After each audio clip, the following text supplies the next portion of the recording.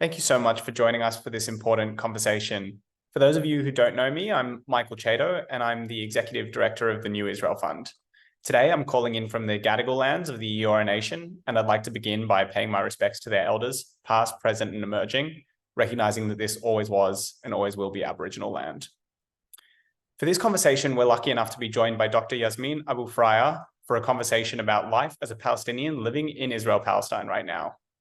Just as it feels a lifetime ago that we at NIF decided to select the screening of the future for our event with GIF, so too, this conversation is being recorded on Sunday, November 12th, and so we expect events may well have changed by the time you're viewing this. Nevertheless, what won't have changed is that this is an immensely challenging time for those of us who care about peace, justice, and equality for all living in Israel-Palestine, and indeed, the world. We're extremely fortunate that Dr. Abu-Fraiha is available to help shed light on what it means to live in the region at this moment, and, in the context of this political moment, what it means to be a Palestinian citizen of Israel. Dr. Yasmeen Abu-Fraiha is a Bedouin doctor specialising in internal medicine and is currently acting as the Health Policy Director at the Task Force for Health Promotion and Equity in the Arab Society at the Israeli Ministry of Health. In 2016, she co-founded and managed Rodaina, an NGO that aims to prevent genetic diseases in the Middle East, especially in the Bedouin community. By spearheading premarital genetic testing and matching, she also serves on the board of directors of Project Wadi Attir, Yanabia, Tamar Center, and AJEEC-NISPED, all of which are social projects and NGOs aiming to improve Bedouin lives in Israel. She's won several awards, including the 2007 Ramon Award for Quality, Leadership, and Excellence, and was chosen to be part of Forbes 30 Under 30 list. In 2020, she was named one of Israel's 50 most influential women by Globes magazine. Yasmeen holds a BSc and MD from the Hebrew University of Jerusalem and an MPA from Harvard Kennedy School. Dr. Abu-Fraiha, thank you for being with us today, and not just in an immensely challenging moment, but fairly early for yourself as well. So thanks for being on. How are you? How are you getting by each day? First, thank you for inviting me. I really appreciate this opportunity to speak to all of you.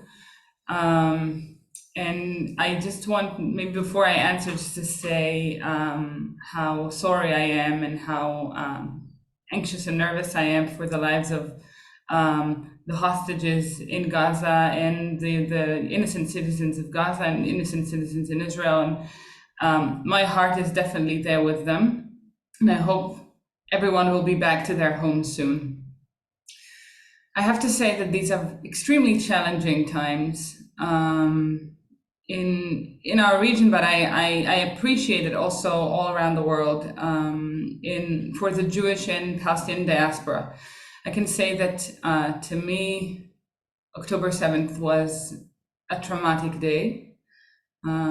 It still is, and I think after the first 2 weeks, I'm maybe out of my shock now, together with my fellow colleagues and friends. But there's this feeling and atmosphere of despair, especially in the circles where I work or the hospital, for example. So I feel like I constantly say that my work at the hospital is what keeps my sanity, because I work with other people who want to promote life and bring life and save lives, and I'm trying to hold on to that. That's amazing. Yes, well, thank you for those remarks and for holding on to exactly that.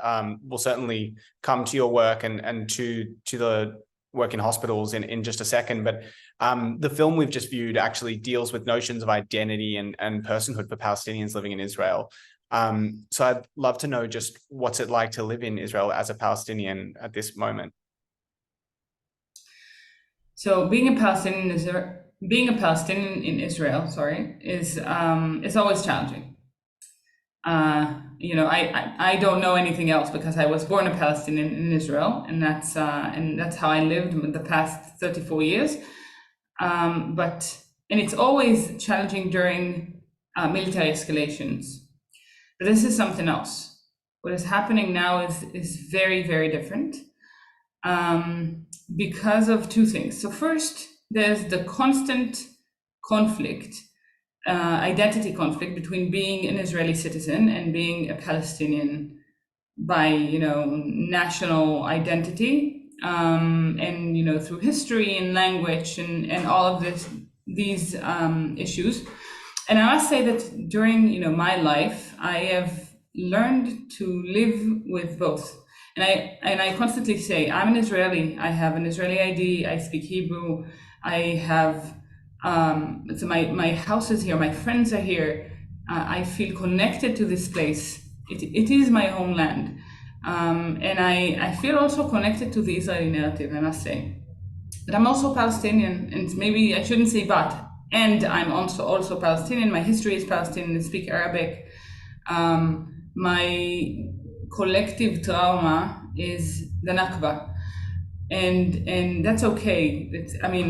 These conflicts eventually live together well in my being. But now what we see, and specifically in the Palestinian society within Israel, is that we see also and after the past 10 months of protesting for democracy, there are also the democratic values that are going in, and the fear for democracy that is going in. And what we see now is some kind of an escalation of everything that happened. So we see, on the one hand, a lot of racism and Islamophobia against Palestinians and Arab citizens of Israel. People are being silenced. People are being arrested for their opinions and for their Facebook posts or posts on other social media. We see this attempt to control ideas, to control the mind, to control what people think and believe, and it is especially going against Palestinian citizens of Israel. We also saw a few arrests of Jews who are, let's say, more left-wing or peace activists, which is extremely alarming. And because part of my identity and part of our identity is being peace activists and peace seekers, let's say, and pacifists and people who believe that the war should stop. And these are the people who are being most searched and most arrested. So that's the one part of it. And the second thing is, I must say that the Palestinian society in Israel is going through yet another identity conflict during this war, mostly because many of them, and I'm sure enough to say that most of them, the vast majority, are appalled by what happened in October 7th, and we are really against and we condemn what happened and what Hamas had done, and this is an absolute war crime. So there's this situation in which Palestinian citizens of Israel, and not necessarily only Palestinian citizens of Israel, but Palestinians in general, start asking themselves, is this what we want? Is this the Palestinian struggle? Is this how it should look like? And I know that for me, it definitely isn't. So there's this identity conflict of asking, how can I support the Palestinian struggle if this is how it looks like? And I remind myself constantly that this is not the Palestinian struggle. These are terrorists who only look to create a worse future for all of us here. And this is not what we at NIF are doing, and this is not what I'm doing in my practical job and my activism, and it's definitely not what my fellow Palestinians are doing and living. Horrific. Yeah, I think that's so right that, we see that absolutely on the one side, there is this horrible war crime, this violence, and something that is so not the future that we want to see for the Palestinian people. And yet on the other side, you're very much living this criminalization of expressions of identity, where, you know, you listed the firings, the arrests of not just Palestinians, but even Jewish leftists who are expressing Palestinian solidarity. And so really, you're in such a difficult place. What does it look like to think through what is the future you do want to see? What is the future on either side that we can look towards? So I love it that you talked about sides, because I think a lot about this in the past month. And I think that we are, so the division between Jews and Arabs and the division between Israelis and Palestinians is extremely wrong. I've always thought that way, and now it is even more clear to me. And I must say, so on October 7th, I worked in Soroka's emergency room. We were really on the front line. I saw hundreds of people injured, dead bodies, people coming from the kibbutzim, from Netivot, Sderot, all the towns surrounding Gaza. I saw Bedouins who were hit directly by rockets. I saw foreign workers running from the fields. And also in the staff, I saw the entirety of the Israeli and Palestinian society. So there was no single Arab doctor or Jewish doctor or any doctor or nurse in the Negev that day who did not come to the hospital to help. And to me, this heterogeneity, this is the Israeli society, this is the Palestinian society, this is how we work. And I understand now that the sides, the division is actually between those who believe that the answer to this conflict is violence, okay, is war, and we will forever live through war and violent crimes, versus those who believe that no, the answer is peace, the answer is living together, the answer is shared society. And I know it is very hard to believe in it today, especially, you know, when I talk to my friends and they say, but you saw what Hamas did. They do not want peace. How can we make peace with them? This is exactly what I'm saying. I'm saying that Hamas and also the extreme right wing in Israel believe in exterminating Palestinians, or believe that the settlements should be expanded, and are committing crimes in the West Bank. They're on the same side, and this is on my side.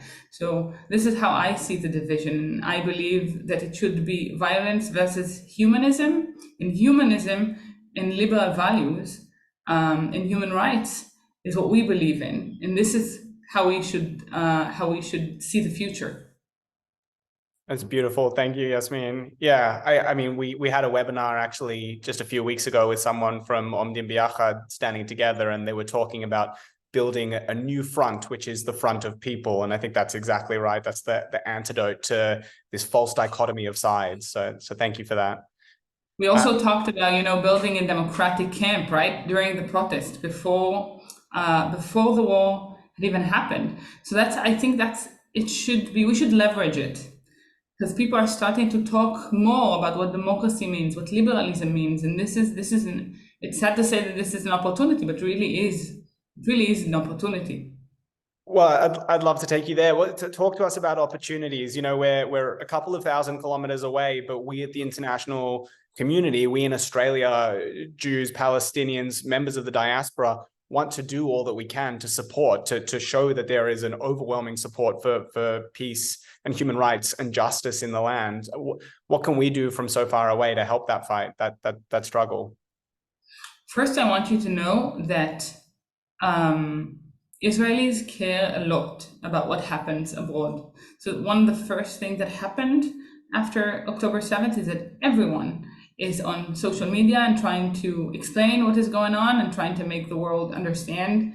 So Israelis and Palestinians care a lot about what you think and what you do. So that's the start. As a peace activist, what I think should be done is first make sure that we have a ceasefire, that the war stops. And we need to put a lot of pressure on our government. And I must say that our failed government, I think that there's a consensus about this, both in Israel and abroad, that that this government is not doing its job, and we should stop the war, and we should bring back the hostages. These are the most important things that should be done, and we need pressure. We need international pressure on our government to do that, because I don't see the incentive for them to actually stop the war. This is the most important thing to do.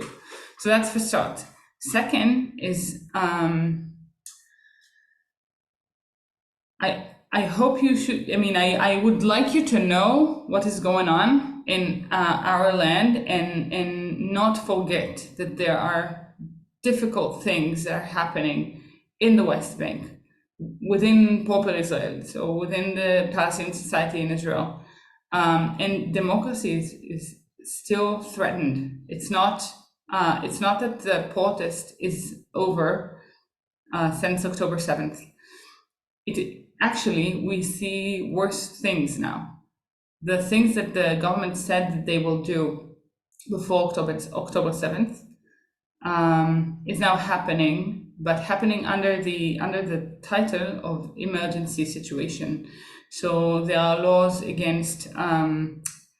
promoting firearms in protests. There are laws promoting convicting individuals in terrorist activities, and just by their posts.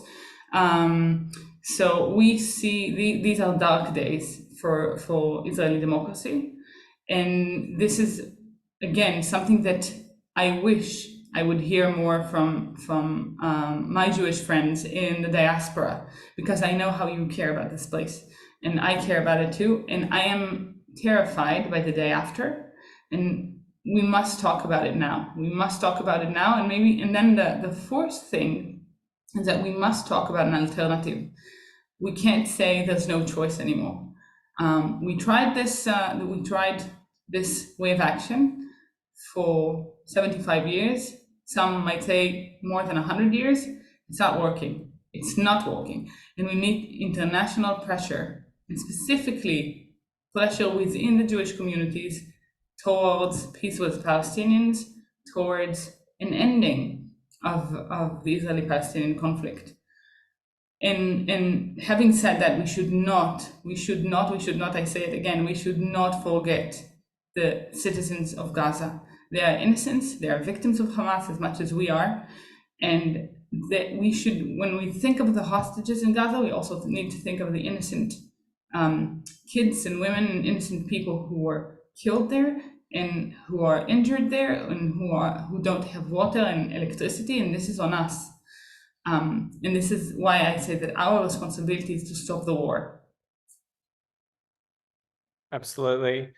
On the people of Gaza, I'd love to just hear a little bit about how it is for you as a doctor watching what's going on now. I mean, it's today and over the weekend that we're hearing reporting of Israeli forces closing in around hospitals, that there are supposed to be Hamas fighters and hostages perhaps below the hospitals. There are bombs landing on hospitals and orders for evacuation, and some doctors indeed refusing because of the danger to their patients for evacuating. What is it like for you as someone in this profession watching hospitals be the front line for so much of this? Hospitals are always the front line. Hospitals are there to treat injured people, both physically and mentally. And hospitals are always the front line. This is terrible to see how the hospitals are being bombed, and this is terrible to see how hospitals are being used as military camps. There's no other way to say it. I keep reminding myself, just for the sake of facts and being realistic, is that also Ichilov Hospital is right next to the Kiryat. The Kiryat, I don't know if you know it, but this is like the main base camp for the military administration, and all of our commanders are basically next to Israel's biggest hospital. Same for Tel HaShomer. So it's kind of a universal problem of having hospitals next to military base camps. And we can't say that this is only a Palestinian problem. But I must say that it is heartbreaking to see how doctors work with no electricity and with no water. And I can't even imagine how it is to treat patients without the basic tools. And this is why I keep saying that we must stop the war, because it's inhumane in any possible way.